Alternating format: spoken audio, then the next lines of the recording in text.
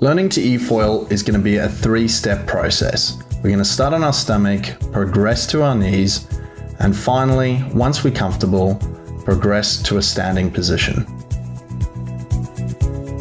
For the first step, we're going to start lying flat on our stomach in gear 1, putting our arms out to balance ourselves. We'll now learn how to lean with our weight from left to right on the board and adjust our direction, as well as changing our speed between gears 1 to 4, becoming more familiar with the board. For the next step, we're going to progress onto our knees in the middle of the board. We're going to want to have our arms out, again to balance from left to right, becoming more and more familiar with how the board and weight shift works. Doing this as slow as possible is the best key to success. We want to slowly progress from our stomach onto our knees, and then with our arms out, learning how to lean left to right and adjust our speed. We want to become as confident as possible on our knees before progressing to the next step. For the next step, we're going to lean backwards ever so slightly, just so the nose comes out the water and we begin to fly. If you don't have enough speed to fly, increase your gear level slightly until you do. As soon as you start to fly, lean forward again and touch down. We're going to progress from short touch and goes, initially very short, 1 to 2 seconds, before touching down again, slowly increasing the amount of time that we stay in the air as we become more and more confident. Take your time in this step. The key to success is taking this as slow as possible and slowly increasing the amount of time that you're spending in the air.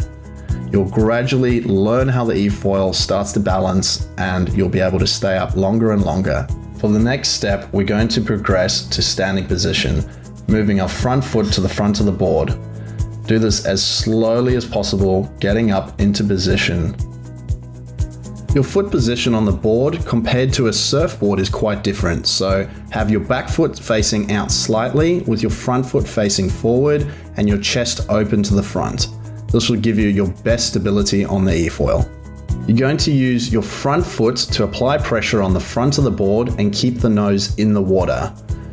You're also going to lean backwards slightly and shift your weight backwards to allow the nose to come up.